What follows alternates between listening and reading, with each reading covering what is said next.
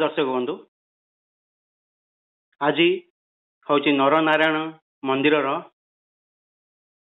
पूर्णाहुति से पूर्णाहुति अवसर में ओडीपी चैनल उपस्थित अच्छी आपण को यही नरनारायण विषय किसी कहया जाऊँगी आमर एठिकार मुख्य बाबा जे कि बहुत बहुत दिन से मंदिर को आसती मठ को आसती आ चलतु यही नरनारायण मंदिर विषय यही नरनारायण मठ विषय यार कि किंवदंती अच्छी से विषय बुझा प्रथमे आपण मैंने जानी रखा दरकार जे नरनारायण मठ कौटी यह कटक जिले में ब्राह्मण झरिलो ग्राम रे अवस्थित अच्छी ये जो ब्राह्मण झरिलो आउ नरनारायण मठ कि संपर्क अच्छी कहीं ब्राह्मण झरिलो नाम है यार मध्य किसी रहस्य अच्छी आउ ये मठ केमिति इथे तैयारी हैला केमिति याकू मठ बोली नामित कराला ये गोटे गाँव रे अच्छी ये गाँव रे कौन पई ये मठ टी तैयारी हैला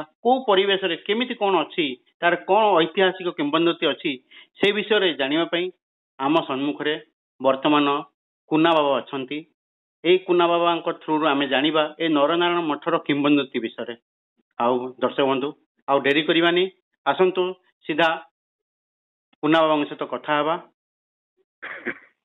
कुना बाबा नमस्कार। हाँ नमस्कार। आज ये जो पूर्णाहुति चली ये पूर्णाहुति केबेठु हेलानी आउ ये नरनारायण मठर महत्व कौन? आज्ञा नरनारायण मठ सबुठी मठ मंदिर अच्छा विग्रह अच्छा किंतु नरनारायण कोठी नाहंती। नरनारायण अर्थ है मनीष नर अर्थ मनीष नारायण है भगवान तेणु ये नरनारायण बद्रिकाश्रम पाइब आ भितर सृष्टि में कोटी नरनारायण मठ नाही सबुठी कोटी महादेव मंदिर पाइबे कोटी जगन्नाथ मंदिर पाइबे कोटी जेकोसी जगह विग्रह मंदिर पाइबे किंतु नरनारायण मंदिर कोटी नाही। आपको तैयारी करते महापुरुष हरिगुरु बाबा अनंत चरण दास 1947 मसीह से आसी ब्रह्मझरिल मठ नथला गाँ ना थला किया पोखरी बाजी पाटेना सेठी जेतेबेले आसिक पहुंचिले महापुरुष अनंत दास सेठी यज्ञ करने स्थिर कले से बेले किरासिनी नथला ना डियासिली नथला से बेले 1947 मसीह किरासिनी मिलू नथला ना डियासिली भी नथिला। 1947 मसीह कौन किरासिनी तो थिला कहाँ? अच्छा कहाँ?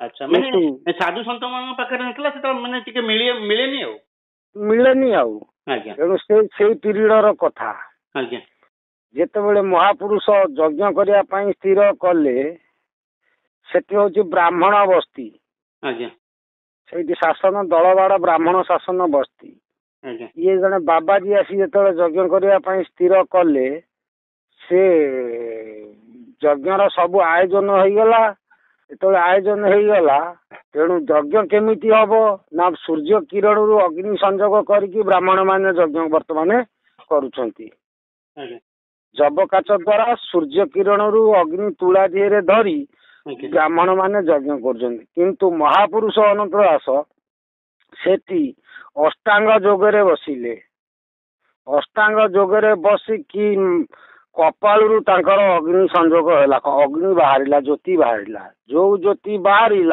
से ज्योति यज्ञ कुंड में प्रज्वलित है ब्रह्मरु अग्नि बाहर बोली कपालू अग्नि बाहर बोली तार ना है ब्रह्म झरिल बाजी पाटणा नुह से दिन ठारू से गाँव ना होगला ब्रह्म झरिल ब्राह्मण झरिल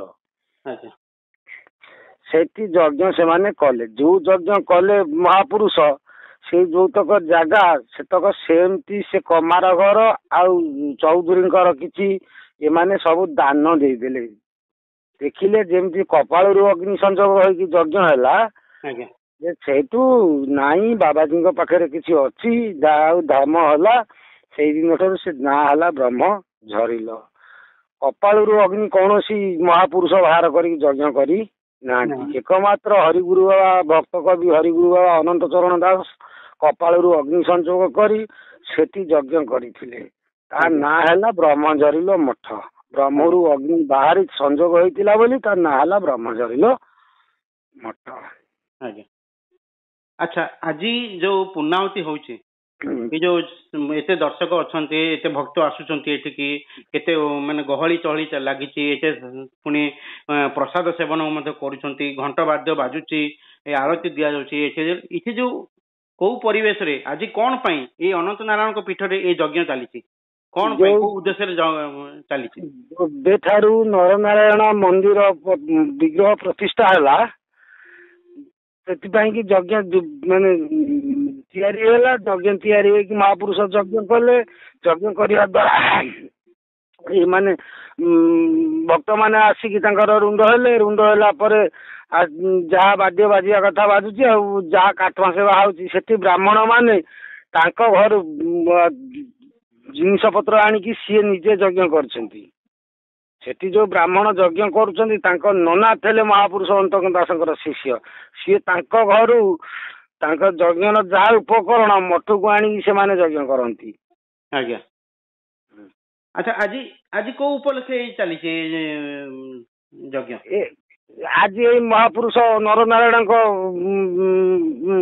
ପାଇଁକି ଚାଲିଛି। କଣ ନରନାରାୟଣ ଏଇଟା ପ୍ରତ୍ୟେକ ବର୍ଷ ହୁଏ ନା କୋଉ ତିଥିରେ ହୁଏ, କଣ ହୁଏ ଏଇଟା? ନାଇଁ, ଅକ୍ଷି ତୃତୀୟା ଦିନ ସ୍ଥାପନ ହେଇଥିଲେ ପ୍ରଭୁ।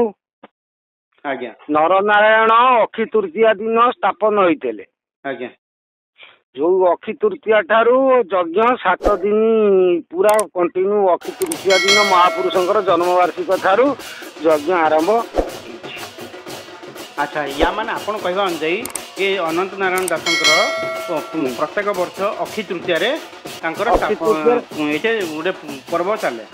ହଁ, ଅକ୍ଷି ତୃତୀୟା ଦିନ ମହାପୁରୁଷ ତା ଭିତରେ ଯଜ୍ଞ ମାନେ ବିଗ୍ରହ ପଶିଥିଲେ ନରନାରାୟଣଙ୍କର ପ୍ରାଣ ପ୍ରତିଷ୍ଠା ହୋଇଥିଲା।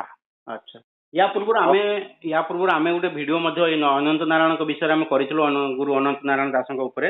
ସେଥିରେ ଦର୍ଶକ ବନ୍ଧୁ ଆପଣ ସେଇ ଭିଡିଓ ଟିକେ ଦେଖିପାରିବେ।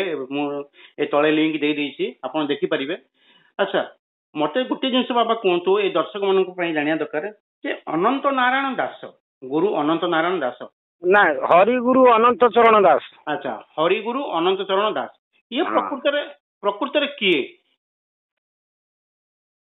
ପ୍ରକୃତରେ ଇଏ ହଉଛନ୍ତି ପଞ୍ଚମହାପୁରୁଷଙ୍କର ଅବତାର, ତୃତୀୟ ଜନ୍ମର ଅବତାର ଇଏ। ଆଜ୍ଞା।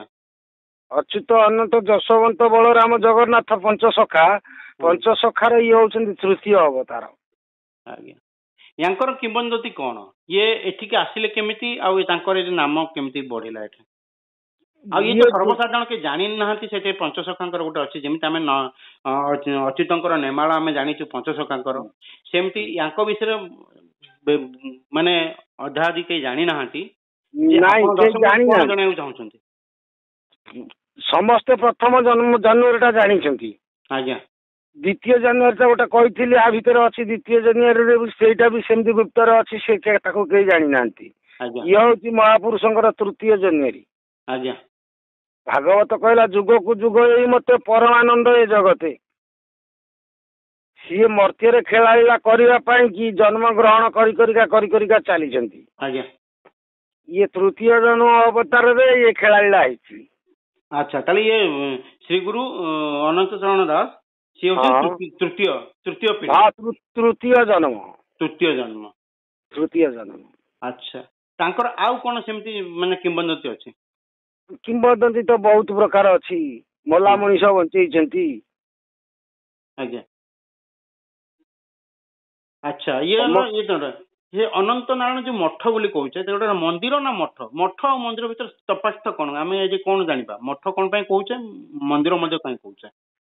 ମନ୍ଦିର ଅର୍ଥ ବିଗ୍ରହ, ମାନେ ମହାଦେବ ମନ୍ଦିର। ଇଏ ହଉଛନ୍ତି ମହାପୁରୁଷ ନରରୂପୀ ନାରାୟଣ। ଆଜ୍ଞା। ନରରୂପୀ ନାରାୟଣ ମହାପୁରୁଷ ମାନେ ମଠ କରିଛନ୍ତି। ଆଜ୍ଞା। ମନ୍ଦିର କରିନ, ମନ୍ଦିର ହେଇଛି, ବିଗ୍ରହ ପଶୁଛନ୍ତି, କିନ୍ତୁ ତା ନାଁ ହଉଛି ଆଶ୍ରମ। ଆଚ୍ଛା ଆଚ୍ଛା। ସାଧୁ ସନ୍ତଙ୍କର ସେ ହେଲା ଆଶ୍ରମ ବା ମଠ। ଆଜ୍ଞା।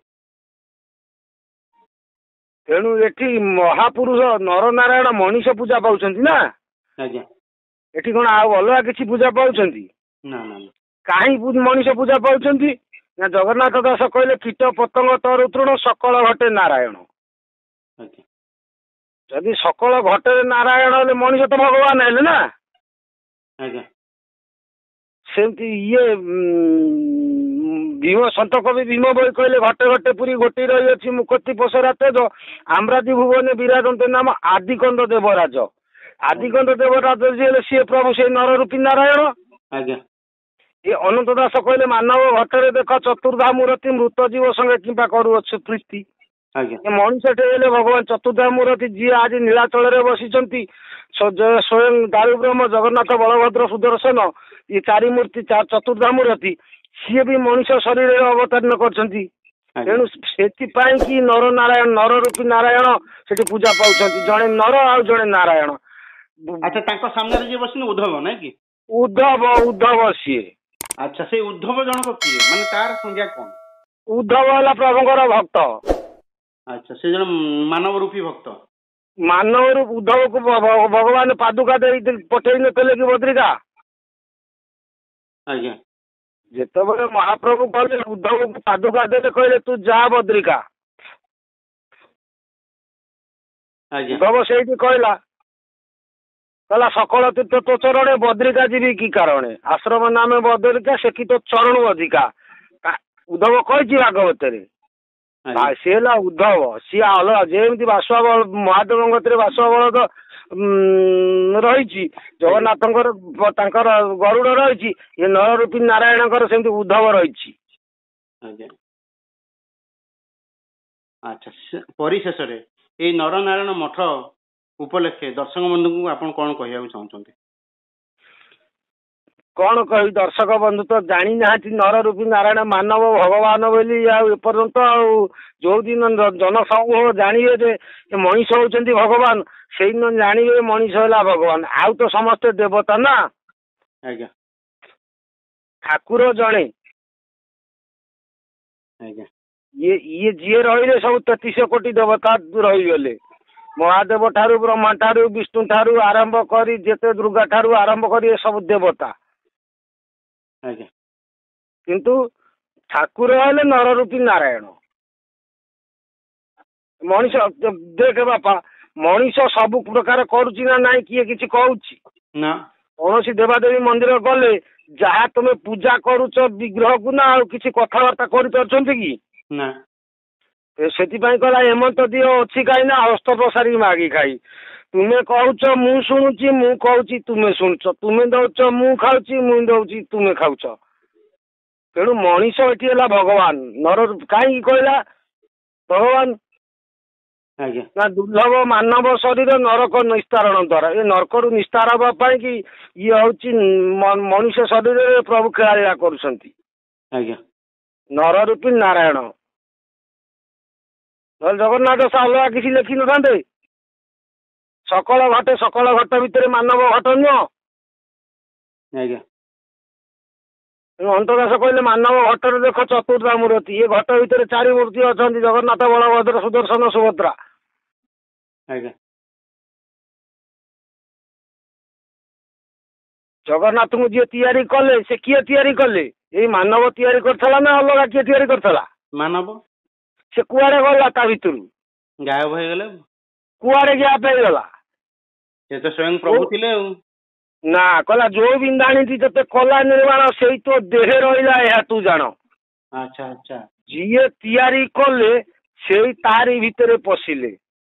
ଆଜ୍ଞା ଆଜ୍ଞା କବାଟ ତ ମୁଦ ହେଇଥିଲା କବାଟ ଖୋଲିକି କଣ କୁଆଡେ ପଳେଇଗଲେ?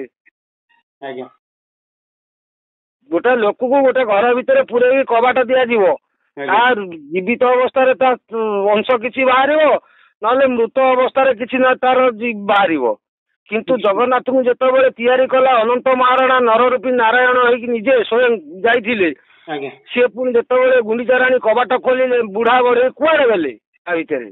ଆଜ୍ଞା ସେ ସିଏ ନର ଆଉ ନାରାୟଣ ଜଗତରେ କେଳାଳିଲା କରିବା ପାଇଁ କି 4 ମୂର୍ତ୍ତିଙ୍କୁ ବସେଇକି ଥୋଇଦେଲେ ଦେଖ ମୁଁ ଆରି ଭିତରେ ପଶିକି ରହିଲି।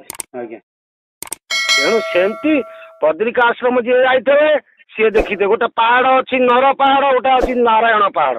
ଆଜ୍ଞା 6 ମାସେ ନର ପାହାଡ ପୂଜା ହବ 6 ମାସେ ନାରାୟଣ ପାହାଡ ପୂଜା ହବ। ଆଜ୍ଞା ତେଣୁ ନର ରୂପୀ ନାରାୟଣ ବଦ୍ରିକା ଆଶ୍ରମରେ ଯାହା ଏଠି ମହାପୁରୁଷ ହରିଗୁରୁ ଅନନ୍ତ ଚରଣ ଦାସ କରିଛନ୍ତି ସେଇଆ। କପାଳରୁ ଅଗ୍ନି ସଂଯୋଗ କରି ଯଜ୍ଞ କଲେ, ଆଉ ଅକ୍ଷି ତୃତୀୟା ଦିନ ମହାପ୍ରଭୁ ନର ନାରାୟଣଙ୍କୁ ସ୍ଥାପନ କଲେ। ସେଇ ଦିନ ଠାରୁ ଚାଲିଛି ଯଜ୍ଞ। ଆଜିକି 80-81 ବର୍ଷ ହେଇଗଲା। ହଁ ଦର୍ଶକ ବନ୍ଧୁ, ଆପଣ ମାନେ ତ ଶୁଣିଲେ କୁନା ବାବୁଙ୍କ ଠାରୁ।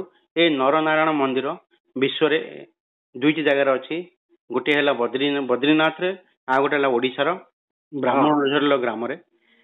ଯଦି କେତେବେଳେ ସମୟ ପାଉଛନ୍ତି ତାହେଲେ ଆପଣ ଫୁଲନଖରାରୁ ନିଆଳି ରାସ୍ତାରେ ଯଦି ଯିବେ, ମାତ୍ର 6 କିଲୋମିଟର ପରେ ବ୍ରାହ୍ମଣଝରିଲ ଗ୍ରାମରେ କୁ ଆସିପାରନ୍ତି। ଏ ଅନନ୍ତ ନାରାୟଣ ମନ୍ଦିରକୁ ଦର୍ଶନ କରିପାରନ୍ତି। ନର ନାରାୟଣ এই ନରନାରାୟଣ ମନ୍ଦିରକୁ ଦର୍ଶନ କରିପାରନ୍ତି। ଦର୍ଶକ ବନ୍ଧୁ, ଏତିକି କହି ଆଜିର ଭିଡିଓକୁ ମୁଁ ସମାପ୍ତ କରୁଛି।